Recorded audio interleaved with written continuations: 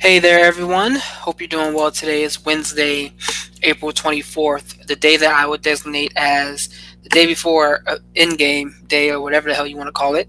But my name is Raphael Garcia, and this is the Let's Talk Wrestling podcast, episode 19, where I'm going to be talking about some things going on in professional wrestling, mainly WWE, and just kind of branch off from there.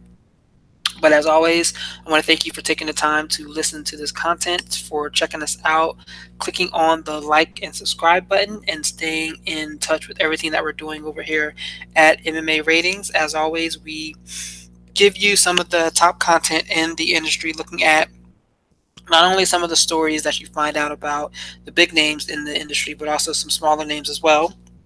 And as always, you can go over to MMA Ratings Net, where you can rate the fights and tell us what you, the fans watching at home and maybe in the arena, thought of the action that you just witnessed.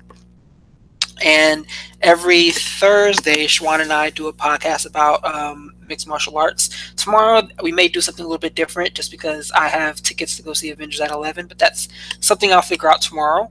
And this podcast is always brought to you every Wednesday at varying times where we can just basically chat about some of the things going on in professional wrestling. And I try not to do the simple recaps because, as always, there's a bunch of people out there doing those type of podcasts. For this, I'd rather us focus on some of the storylines and just some of the different conversations going on within the industry. And with that in mind, we're going to go ahead and jump into today's topics. I have three topics I wanted to talk about today. The first was looking at the WWE Superstar Shakeup, which, even though we thought it was going to be finished last week, was completed this week as there were some additional changes made to the roster. We're going to talk about that and take a step back and do a bigger look at the overall shakeup and give it a grade. We're going to talk about AEW, and as we are just about a month out, it'll be a month tomorrow. We are out from their upcoming Double or Nothing, which will kick off their, which will, I guess, will really kick off their life as a promotion. I'm not going to really count All In as one of their shows, but you can count it if you want. And we're going to talk about what was probably the most interesting piece of wrestling content I've seen this week, at least so far, because I haven't caught a whole bunch of matches. But the Bray Wyatt reintroduction and the Firefly Funhouse vignette that we caught on Monday and was also replayed on Tuesday on SmackDown. We're going to talk about that because that was something that has a lot of people talking and actually has people excited with what the WWE is looking at doing. So I just want to talk about that for a second as well. But as always, again, my name is Raphael Garcia. You can catch everything that I'm doing online at rgarcia_sports. And you can check me out there. You can catch me on, you can catch all of my written pieces at MMAratings.net. And you can follow the website on Instagram and Twitter at MMA where we are always looking at some of the biggest things going on in the sport. And once again, thank you for taking the time to listen to this content. So with that in mind, let's go ahead and jump right into the conversation. And the first thing I wanted to talk about was the post-Superstar Shakeup. And, as we talked about last week, the Superstar Shakeup went down where a bunch of guys and women were moved from one show to another. And even before the shakeup occurred, I wasn't really excited about it. I didn't feel like we were going to see a lot of changes. We weren't going to see anything really new that would make me want to purchase live event tickets or make me want to stop and watch the shows live instead of catching them on demand like I tend to do now. And looking back at what occurred last week and what occurred this week, I feel like I was right. I'm going to give a grade for overall how I saw the shakeup in a moment, but I wanted to kind of recap some of the other moves that was made this week, and they weren't explained at all.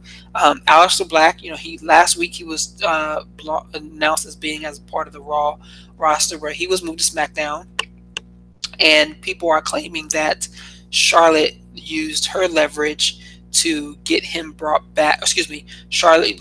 Let me skip that. Sorry, I apologize. So what supposedly caused this is two different things depending on who you ask. On one side, there's the piece that I'm hearing about from like names like Sean Ross Sapp that I appreciate and believe, saying that Fox execs wanted Andrade to be on Fox and Zelina with him, which makes total sense because she is a great mouthpiece for him, and she's been doing some great work with him since they've been paired together.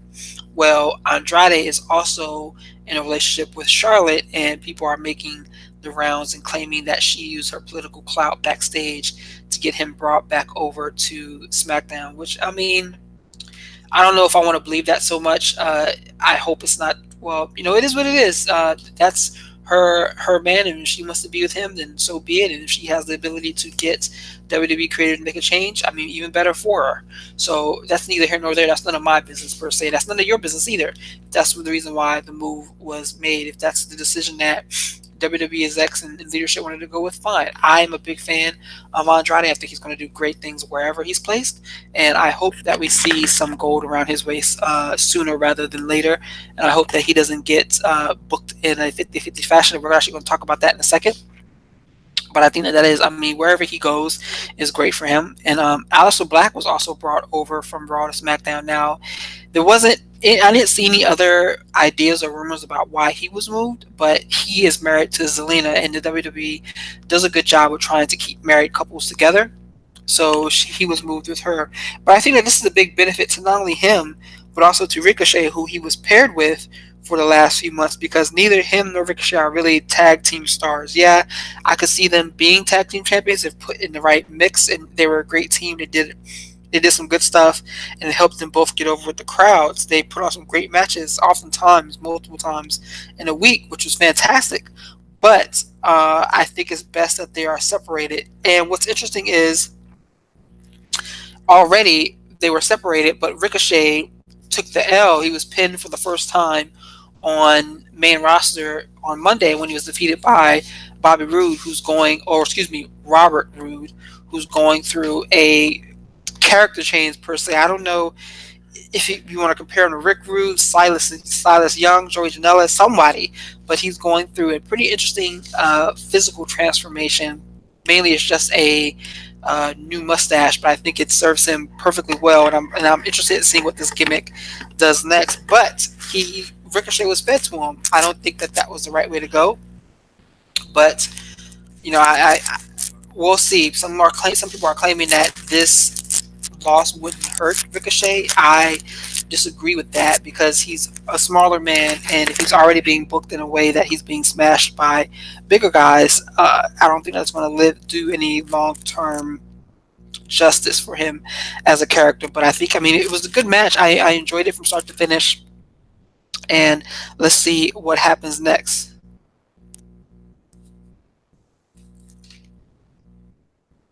And let's see what happens next with both Ricochet and Robert Roode. I am interested in what they do both next with those guys.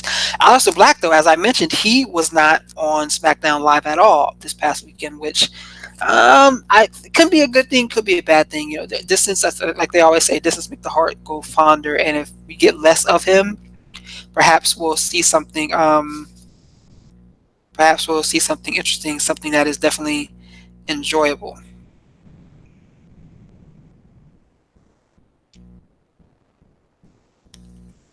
And then I didn't put it on my agenda, I didn't put it on my docket for today, but we also got Chad Gable, who was moved from Raw to SmackDown, and I think that that's great for Gable if he's properly booked. But again, we didn't see that on Tuesday, as it has a win over Jinder Mahal. What I think was, I thought was a pretty strong match for Gable. Then he turns around and gets smashed by Lars Sullivan. So I hope that he's not booked in such a fashion. I mean, I would love to see him work with the likes of Ali, work with Buddy Murphy, work with Daniel Bryan. There's so many guys on the SmackDown roster that he could be paired up with in either teams or feuds that would do everybody a service, because the man is so talented, but he just hasn't been booked in such a way on the main roster.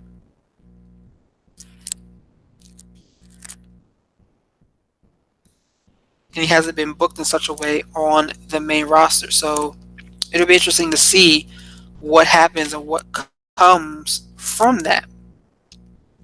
But I do believe that Chad Gable, making Chad Gable a singles competitor is great if he's used correctly. I just don't have the faith that the WWE will do so. But and let's see who else was moved. Cesaro was a big name that was moved, and he was moved from SmackDown to Raw without Sheamus. Now this is bringing up the conversation point about Sheamus and his in dealing with stenosis, which has hampered his career. I mean, he is only 41 years old, I believe, and we may be talking about his career being over because of the damage that's been done to his neck. If you watch his Celtic workout series on YouTube, you see that he is losing some weight, losing some of the bulk. That's always kind of made him a character.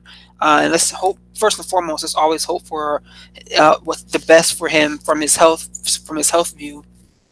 I hope that he's not going through any long-term damage there, but we may be looking at a situation where Cesaro is back to being a single star, and he got the win on Monday over Cedric Alexander. Cedric, who is also was also debuting on Raw, and again, just like Ricochet, you have to wonder what the overall goal is, because he is a smaller wrestler. And we know that the main roster is the land of the Giants. You have to wonder if they're looking at booking him in a similar fashion to Mustafa Ali on SmackDown. And Buddy Murphy should be worried about the same thing, because he's another guy. He's not huge. Will he be booked in a way that makes him look strong, or will he just be fed to guys like Gable, like we saw with Gable and Lars Sullivan? But that was another move, post Superstar Shakeup move, that we were kind of that I was concerned about. And then the last one was Samoa Joe, who also joined on Raw on Monday. And in his first match, he has a U.S. title, and he's taken a loss as well.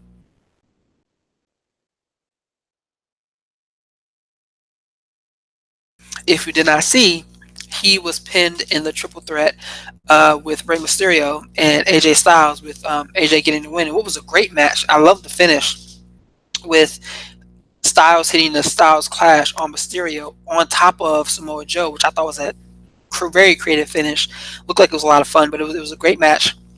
And it put us in a situation where Styles faced off with Baron Corbin at the end of the night, because Baron Corbin won the other triple threat, and now Styles is facing Seth Rollins, which is a WrestleMania quality match.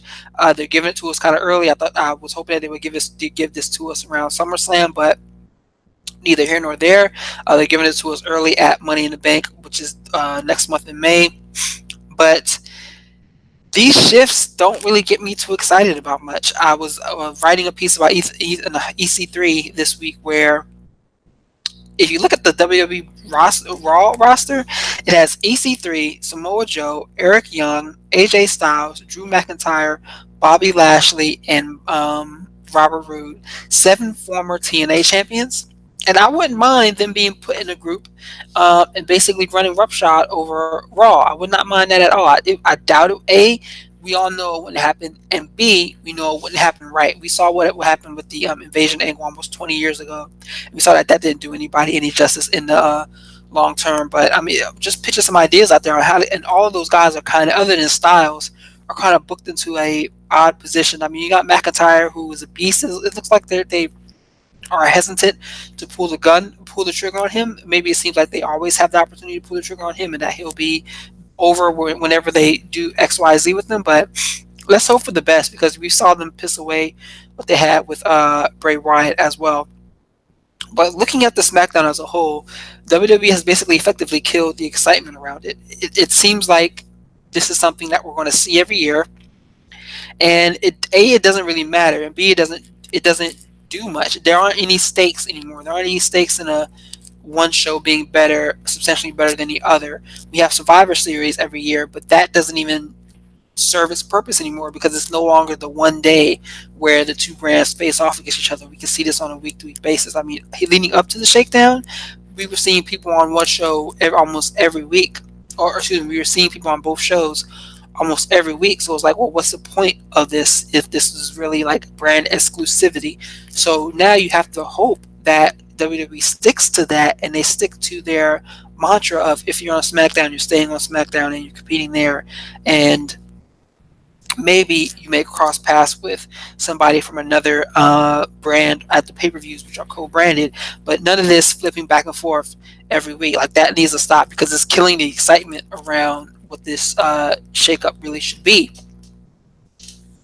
And I also wrote another piece this week about why, if stars are moving up from NXT to Raw, how come no one's going from Raw or SmackDown to NXT? I think that there's an opportunity there. Imagine if, well, we did see Alexander Wolf go from SmackDown as a part of Sanity over to NXT UK, where he joined Walter, Fabian Archer, and one other guy, I can't remember the fourth guy, as a member of a stable there. I mean, that basically gave his career a boost because he wasn't even on television as a part of Sanity. So why aren't we seeing that more? Why aren't we seeing more guys moving to NXT or NXT UK for some different opportunities? I mean, hell, Cesaro could have gone to NXT UK, and I would have loved to see him in a series of matches against Pete Dunne or against Walter. Killian Dane could have done the same thing. Tyler Breeze, he could go back to NXT and put him in an intriguing storyline against Johnny Gargano right out the gate, or against Velveteen Dream. There's so many different options that could be done with him. Fandango the same when he comes back from injury, but that was not done. I think that there is an opportunity to move stars back and forth just to give them a fresh new coat of paint per se, and allow them to be rebuilt up in some ways. It doesn't have to be the biggest names. You don't have to do this every time either, but use that brand, leverage that brand, and leverage the star power that some of these individuals have from being on the main roster and putting them on NXT from time to time. I think that there's an opportunity there that's really being missed just because of the perception that NXT is developmental. And I'm doing that in air quotes, even though you can't see me. Oh, speaking of you can't see me, yesterday was John Cena's 42nd birthday, so happy birthday to him. And topic number 2, doing a quick shift. AEW, is continuing to make a number of moves. This week, I think they announced the last match for Double or Nothing, which is scheduled for May 25th, where Cody Rhodes is facing off against Dustin Rhodes, his brother. And what is interesting about this is that they kept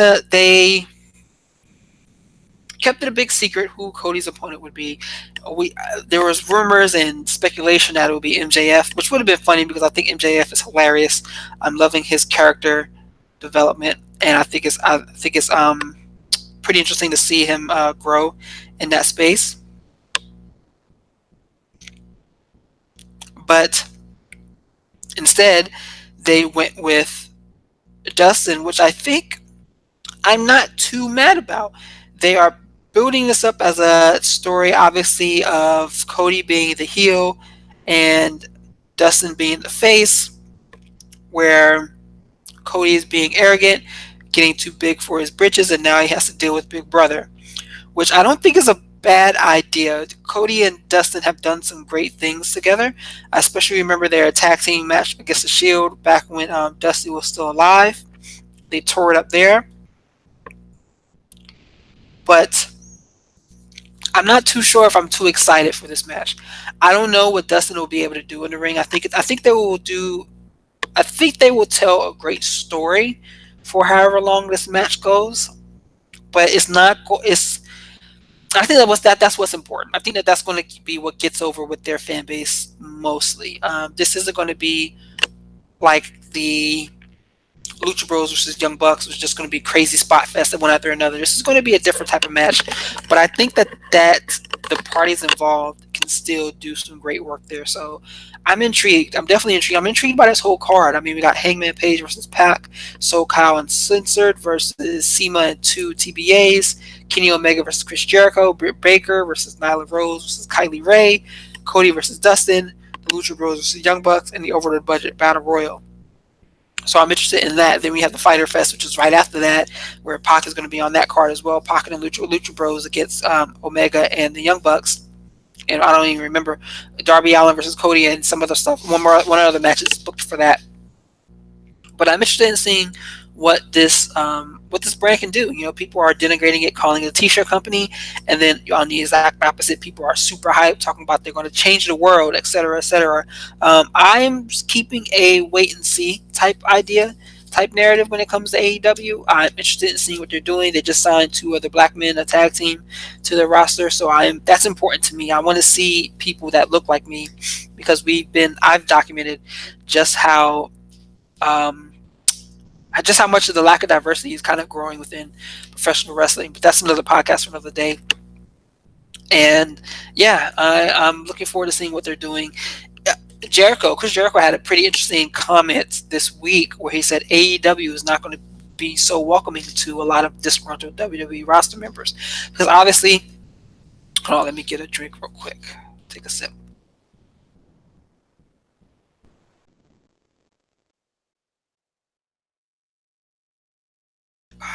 Excuse me, because obviously we're seeing a lot about disgruntled WWE stars like Dean Ambrose or Sasha Banks being rumored to be heading over to AEW. Every time one of them gets upset, it's AEW this, AEW that, AEW this, but there's no proof to that quite yet. I mean, and I'm okay with that. There shouldn't be. Like, let's kind of wait and see how that plays out. I don't think AEW should be quick to just snatch up anybody that goes AWOL, for lack of a better term. They should wait and see what happens, because it's just not going to be easy just to turn around and pick somebody up just because they were upset or not pleased with the way they were being used in the WWE. So let's see what happens with that. I'm pretty interested in what this organization does. I think that they're going to do okay. I think that they're putting together a strong roster now, but let's see what the final outcomes are. So there is that. The last topic I wanted to talk about today was in reference to a vignette we all caught a hold of on Monday, and that was with one Bray Wyatt. Now, on Monday, he debuted what is now known as the Firefly Funhouse. Let's go a step back from there. So Bray Wyatt was injured. I'm not sure what injury he had. I think it was a shoulder injury, maybe per se. But he was off the WWE roster. He's been ready to come back for the better part of a year, I believe, or like half a year or so. He did wrestle at the Starcade thing that they did against, was it Brock at the time? I'm not really sure. Maybe it was Baron. But what's interesting is he was off TV, and I think part of it did because of the heat that he brought on himself for that car accident and the situation with his divorce with AJ. So, or not, excuse me, not AJ, but his divorce and the situation with JoJo. So, he put himself in a situation where he was getting some heat, which was understood, and he was kept off air. But his reintroduction on Monday immediately got a lot of people talking, because it's totally different than what we were expecting. We knew that the buzzard gimmick, and we knew that the gimmick of the haunted looking doll, we knew all of those had to do with Bray, but we didn't know it was going to be like this. And if you did not watch the video, it's one of the only videos on WWE YouTube that has now it has 2 million views. When I was putting together the agenda last night, it had 1.7. So I mean, in less than 12 hours, it's garnered more than, in less than 24 hours, it's garnered more than 300,000 views. So you have to see that people are interested in this. It looked like, as soon as I saw it, it looked like a demented version of Blue's Clues, maybe a little bit of Mr. Rogers for the older crowd out there. And hearing what he was talking about, it sounded like Bray Wyatt, but it sounded like a Bray Wyatt that had gone to therapy, but wasn't on his medications. And there were some interesting pieces that kind of stood out to me. Obviously, the hand puppet, that's the buzzard. The doll, I mean, I thought that was supposed to be Sister Abigail, and that's how Nikki Cross was going to be reintroduced, but that's not it. And he also held up those two gloves. One said heal and one said hurt, and like the camera was kind of like cutting out. And when he did that, emotion. You could see like he was smiling almost as if he was like smiling like a horror villain, a horror flick villain. And then he took a chainsaw to the old Bray Wyatt cutout that kind of meant that he was done with that character and that he's not going to be a bad man anymore. But we know that that's not the purpose of this gimmick. We know that there's something devious hidden under this gimmick, and that's what has so many people intrigued. As I look around, what's been said about it since Monday, people are excited about it. And what I mean by people, I mean individuals that are out tweeting about it, individuals that are out talking about it. I've heard it mentioned on every single podcast that I've watched since Monday, and it seems like people are buying into it. Now, the question is whether or not we can trust WWE Creative to give us something fresh and original, but we've been clamoring for something fresh, something new, something different for an extended period of time, and it's good to see them take the opportunity to do this with someone who is a character, not only a character but a great character wrestler in my opinion. I always thought that Bray Wyatt was fantastic about that. I hated him at first. I hated their gimmick at first with the Bray Wyatt gimmick, but he grew on me, so it was something that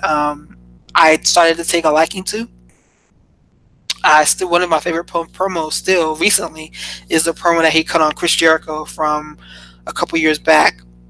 So I'm looking forward to seeing what this version of Bray Wyatt did, or excuse me, what this version of Bray Wyatt does. I hope it's given an opportunity to really like flourish and breathe into something original. But this was a moment of fresh air that we had not received from WWE Creative for an extended period of time, because it seemed like they was almost hesitant to get something good and get something out there that everyone would enjoy. So I'm excited for it. I hope you are, and I hope that they give us different vignettes. I hope they just don't continue playing the same one, but give us something different. Give me what I want, like Batista would say, spitting on people. But anyway, here nor there, I'm excited about this fun Firefly Funhouse and what's going to go on with Bray Wyatt in the near future when he makes his return to the WWE. So, with that in mind, we're going to go ahead and close out today's show. We've gone for probably almost about half an hour. Talked about three pretty decent topics, but we'll be back next week, as always, for episode 20. Slowly and surely creeping up there in count. And as always, you can follow at MMA Ratings Net on Instagram and Twitter, where you'll see information about this show, our written pieces, and our MMA show that comes on Thursdays. You can follow my partner in crime, Shawan Humes, and the other guy who writes all the content on MMA Ratings, Mr. Adam Martin. You can follow myself on Instagram and Twitter, or excuse me, Instagram at the Bad Guy 1906, and at Twitter at rgarcia_sports. As always, we thank you for doing your best to follow on with our content. Please be sure to like and subscribe. Hit that like button, hit the subscribe button, and share it across your social media channels when you get the opportunity. Thank you, everyone. We appreciate your time, and enjoy the rest of your week, and happy Hump Day.